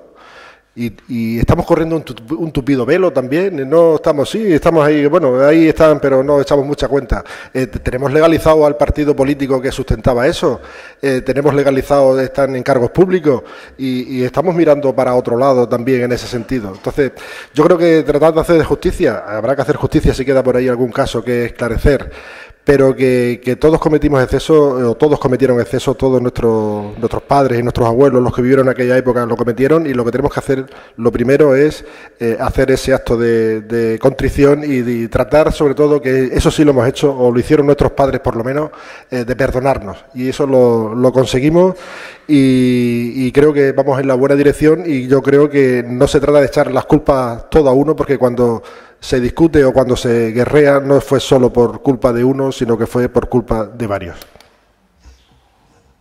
Juan Félix.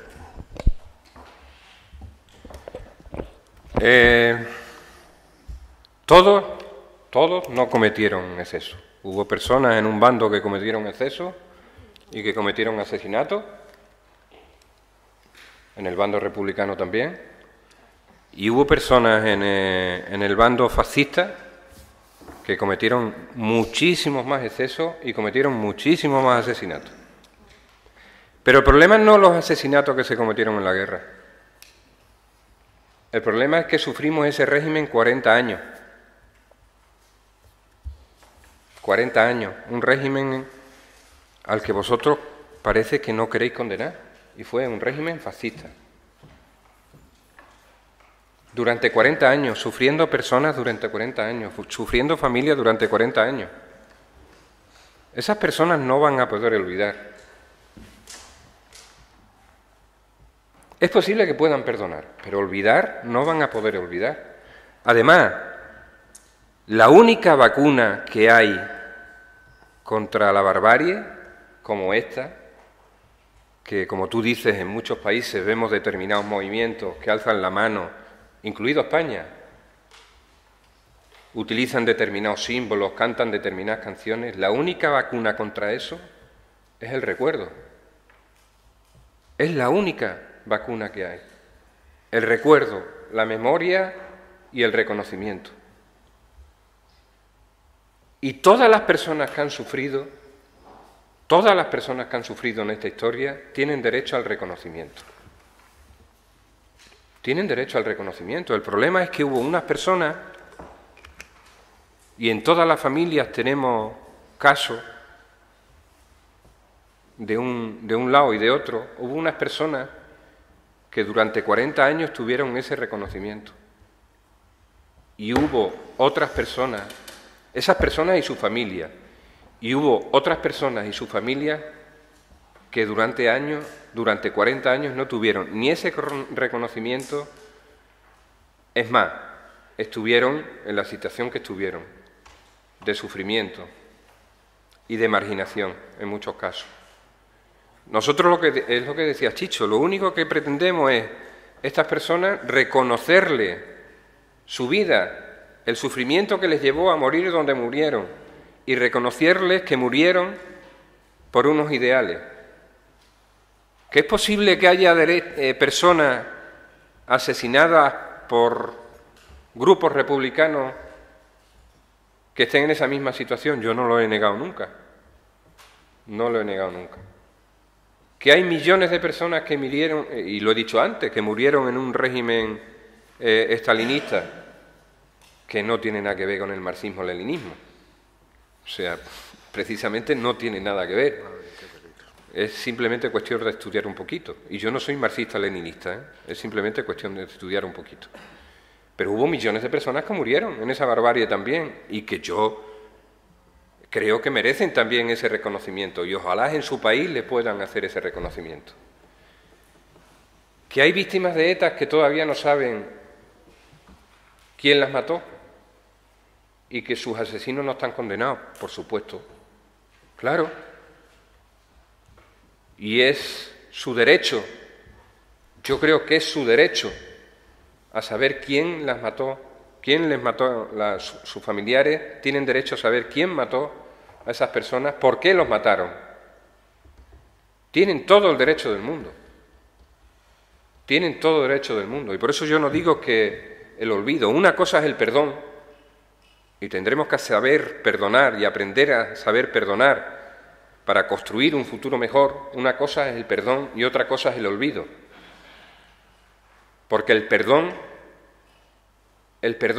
con olvido es un perdón falso. Porque todos tenemos derecho a tener memoria y a saber lo que pasó y por qué pasó. Imaginaros víctimas de ETA que estuvieran por ahí todavía perdidas en una cuneta.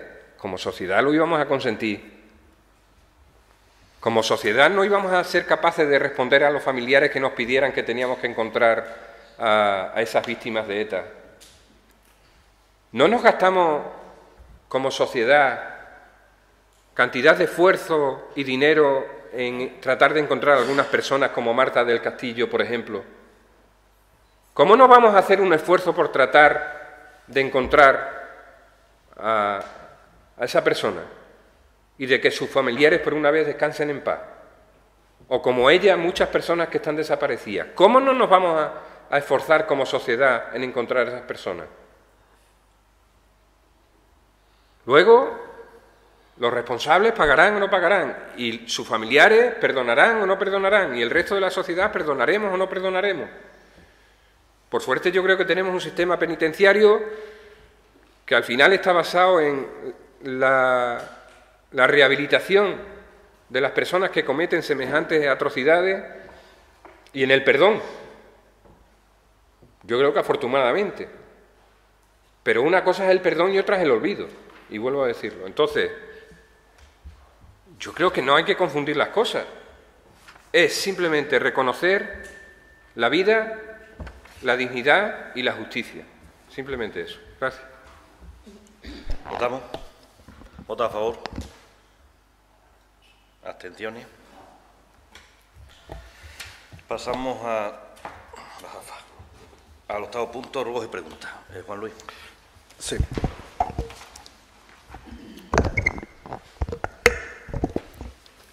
La primera, en reiteradas ocasiones les hemos solicitado que se proceda al pintado de las líneas en los viales del polígono industrial, sin que hasta la fecha se haya hecho nada por parte del equipo de gobierno. ¿Cuáles son los motivos por los que no se inician los trabajos? Ya que tenemos la máquina, pensé yo que lo íbamos a hacer rápido. Porque se han realizado otros trabajos de pintura que se han considerado prioritarios. Sabemos que hay varias actuaciones de pintura necesarias y por ello recientemente se ha adquirido una máquina de pintura que facilitará estas tareas en los próximos meses. Los próximos meses.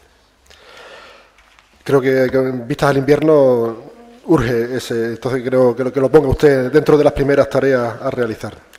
Bien, la número 2. La semana pasada se puso en funcionamiento el servicio de ambulancias con el nuevo concesionario que, como todos ustedes saben, es andaluz, ocurriendo un gran número de incidencias que tuvieron que sufrir los usuarios de dicho servicio.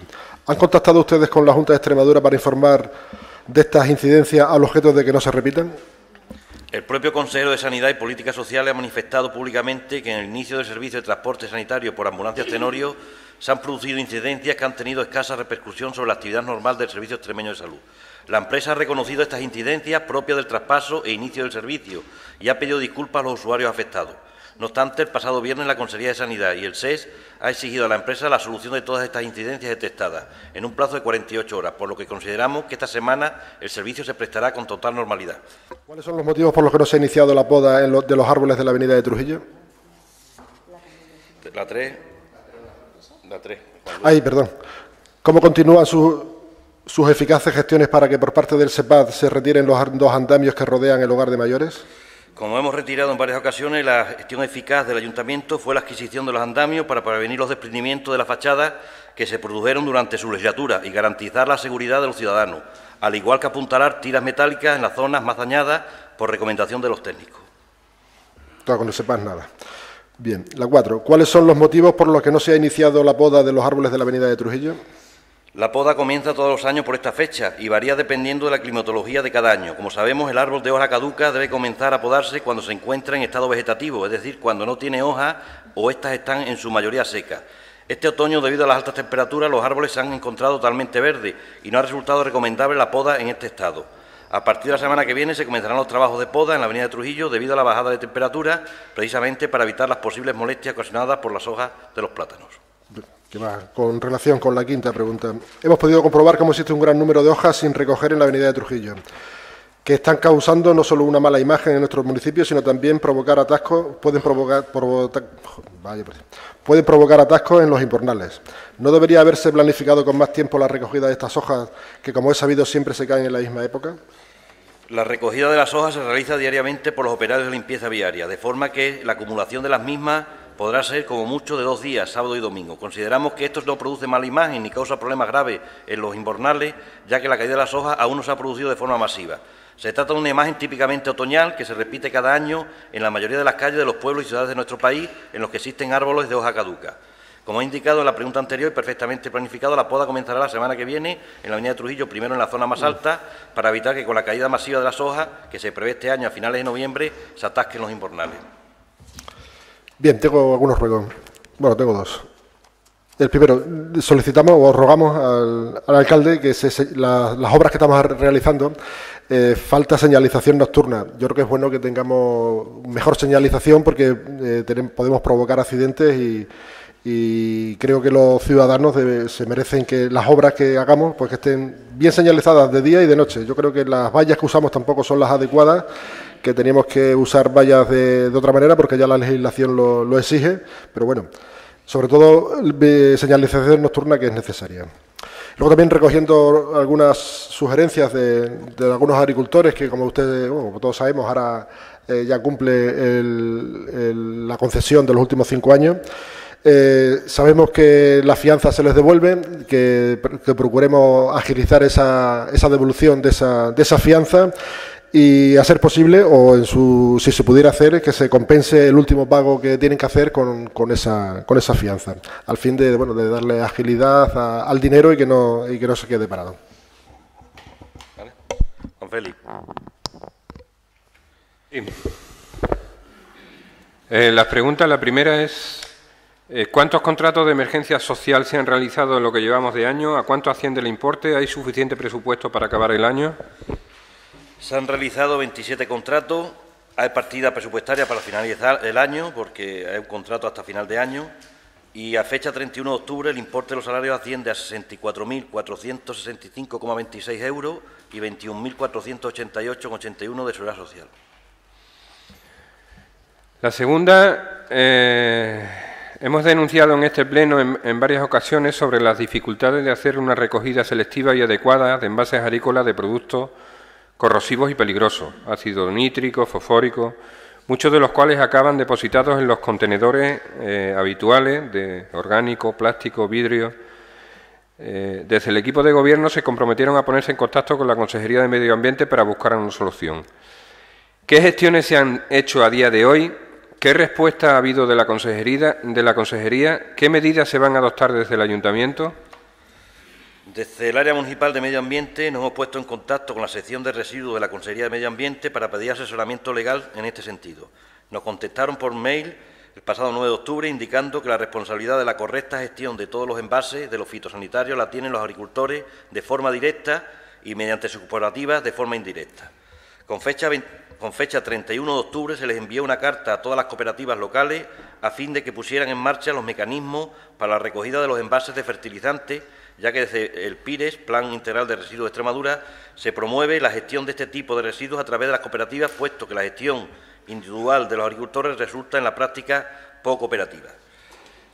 Si por lo que sea no tuviéramos respuesta de las cooperativas y no pusiesen en marcha esto, bueno, pues este ayuntamiento pues estudiará otro tipo de medidas que pudiéramos poner en marcha, como puede ser ordenanza de algún tipo, con el fin de que si por propia voluntad no lo pone en marcha, pues seguramente a través de una ordenanza municipal lo pusiéramos en marcha y los obligásemos. La tercera, hemos observado que las obras de las pistas polideportivas llevan bastante tiempo paradas, así como sin medidas de seguridad que impidan el acceso a la zona de obra. ¿A qué es debida la paralización de las obras? ¿No creen necesario acotar de forma segura la zona para impedir posibles accidentes? Las obras están paradas porque la siguiente tarea a acometer en el pabellón es el recubrimiento de las paredes laterales. Las planchas con las que se van a recubrir solo se fabrican sobre pedido y con un periodo largo de suministro porque no hay stock de estos materiales.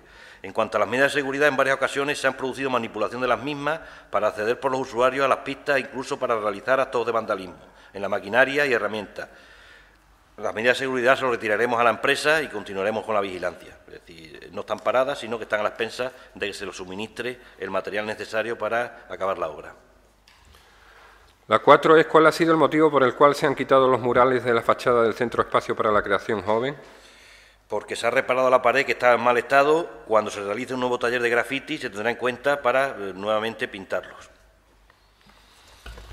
La quinta, en el mes de agosto se dio de baja un pediatra del centro de salud, sus pacientes están siendo atendidos por la otra pediatra y en algún momento derivados a consultas de médicos de medicina familiar. Hasta la fecha no se ha cubierto esta baja por ningún sustituto o sustituta, con lo que la atención está colapsada y los pacientes sufren una demora considerable en tener cita. ¿A qué se debe tanta tardanza en cubrir esta baja? ¿Se tiene previsto hacer algún tipo de gestión al respecto que acabe con esta situación?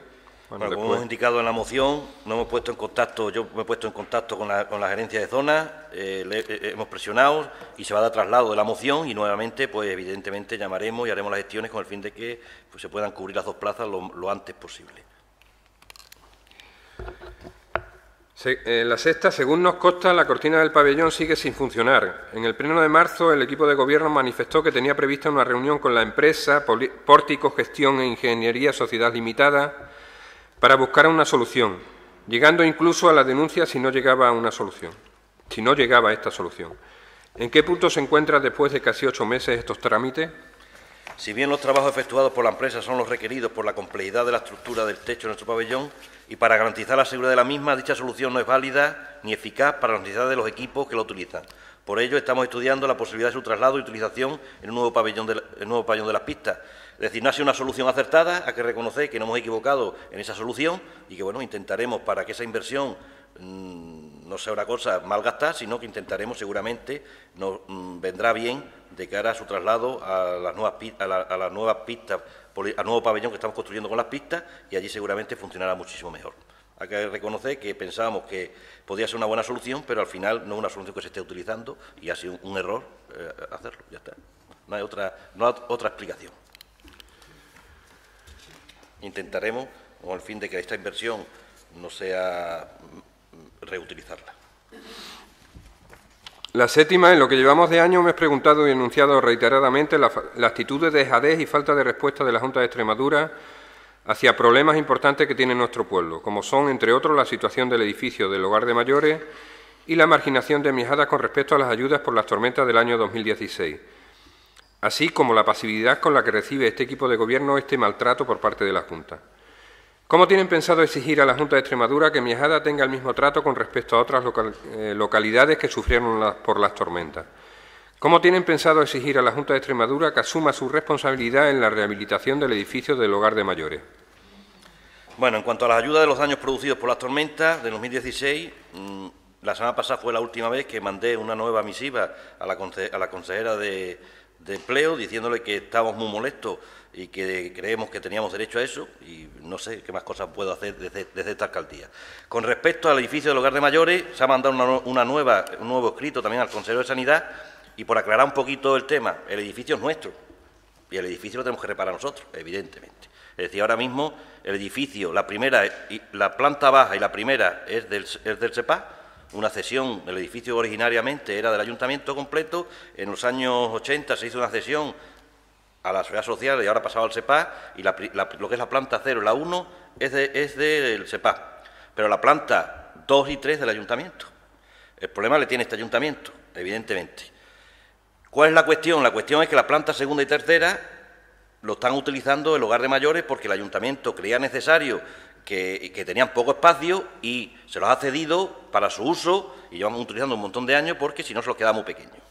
Ahora el problema que tenemos es que, claro, el ayuntamiento se encuentra con la situación de que el que tiene que reparar el ayuntamiento tiene que reparar la segunda y la tercera, y la primera exigirle pago a la Junta, que es el 0 no tiene problema, es la 1. Claro, a mí me parece poco lógico que nosotros hagamos la reparación de ese edificio cuando lo está utilizando íntegramente el SEPA. Entonces, la propuesta se la ha hecho al SEPA es que nosotros se le cedemos y que ellos le reparen. Y en eso estamos trabajando. ¿El SEPA qué problema tiene? Pues que no tiene un duro y tiene otra serie de prioridades, como son el hospital de Cáceres, no sé cuánto, y en este momento, como no tiene dinero para acometer esas posibles obras en ese edificio, pues no se quiere comprometer con él porque si ocurre algo, el responsable sería él. Entonces, que siga siendo del ayuntamiento, evidentemente, si ocurre algo, pues el responsable del ayuntamiento. Vamos a seguir trabajando en esa cesión. Yo sigo trabajando en esa cesión, sigo teniendo reuniones, se lo voy a plantear al presidente de la Junta con el fin de que se realice la cesión, porque realmente ellos son los que están utilizando todo el edificio, y si al final no conseguimos pues que la Junta haga nada, pues lo tendremos que arreglar nosotros. Nosotros lo que sí hemos hecho es garantizar la seguridad de los viandantes con esa estructura, que evidentemente no tendría que llevar ahí tanto tiempo, pero bueno, que nos garantiza la seguridad de las personas que circulan por la calle.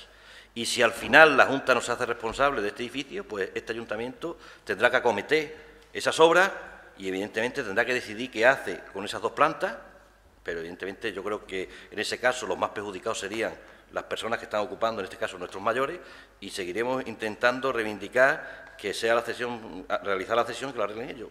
En eso estamos trabajando. Que la Junta no tiene un duro y no puede acometerlo, pues esa es la realidad. No es que estemos marginados por la Junta y que no se invierte en el Ayuntamiento de Miajada. La Junta no está invirtiendo en casi ningún municipio porque no tiene dinero. Bastante tiene con sus competencias, las sanitarias, las educativas, y bueno, en este caso esta es una legislatura que no está pudiendo ayudar a los ayuntamientos porque no tiene capacidad económica para hacerlo. Tiene que cumplir la ley de estabilidad presupuestaria, las cuestiones que le ha marcado el Estado de reducción de déficit y evidentemente prácticamente tiene lo justito para sus propias competencias y bueno, y con muchísimas dificultades, como estamos viendo en cuestiones sanitarias y en otras serie de cuestiones. La 8, en el mes de junio preguntamos por la situación de la vivienda Sita en la calle Beethoven. Se nos informó que la Junta de Extremadura estaba haciendo averiguaciones al respecto. Después de 4 meses, ¿qué se ha hecho para solucionar el problema y volver a adjudicar la vivienda? Bueno, pues la Junta de Extremadura ya ha abierto un expediente porque evidentemente no coincide el propietario, el adjudicatario de la vivienda social con los que la están ocupando en este momento y le puedo avanzar, lo que pasa es que son expedientes muy lentos, que está abierto ya un expediente de investigación y de desahucio sobre esa vivienda porque el titular, las personas que están ocupando las viviendas no tienen ninguna adjudicación directa por parte de la Junta de Extremadura y estamos en ese proceso, un proceso largo que está iniciado por parte de la Junta de Extremadura. Tengo algunos ruegos. El primero es rogarle al señor alcalde y al equipo de gobierno que escuchen la cadena SER o la cadena COPE de don Benito Villanueva. Y yo, sobre todo cuando tengo tiempo así en el tractor y lo escucho, pues yo alucino porque el alcalde de don Benito o el de Villanueva salen cada 2 por 3 anunciando inversiones de la Junta de Extremadura. Entonces yo no sé si es que la Junta tiene dinero para unos para unas poblaciones y no tiene para otras. Pero el hecho es ese. El segundo ruego es sobre las entradas al teatro. La posibilidad de reservar las entradas nos parece bien, pero creemos que debería haber un tope de recogida de las entradas y de pagar las entradas. Es decir, 24 horas antes de que se celebre el teatro, pues las personas que las reserven deberían pasarse por el Palacio, recoger sus entradas y pagarlas, porque es que lo otro, luego te encuentras que con entradas que hay gente que no recoge, ya le has dicho a gente que no hay entrada, igual hay gente que se queda sin ver una determinada obra y hay entradas que sobran en algún momento. Entonces pensamos que puede ser una buena medida el que 24 horas antes se tengan que recoger las entradas y pagarlas. Y las que no se recojan, pues que se pasen a taquilla y directamente luego se vendan en taquilla. Hay una iniciativa en algunas ciudades y en algunos pueblos también, concretamente por aquí, creemos que en Don Benito y en algún otro pueblo de Extremadura se ha hecho, que se llama Camino Escolar Seguro y Saludable. Entonces, me imagino que sabéis lo que es, el hecho de que los niños y los familiares puedan ir andando a los colegios y haya una ruta más o menos segura. Entonces, el ruego es que se estudiara desde el ayuntamiento la posibilidad de instalar... ¿Se hace en Miajada?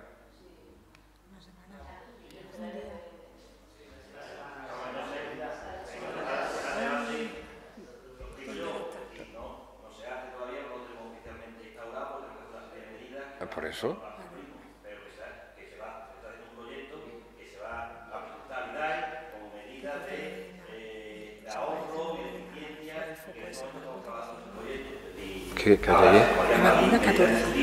Pero no tenemos ahora mismo las rutas todavía adaptadas a lo que está normativa. Pero sí, es otra cosa. Si se va a hacer una solitualidad y necesita que ya está hecha, pues está trabajando. El DAI presenta una serie de medidas y vamos a optar a darlas. Público,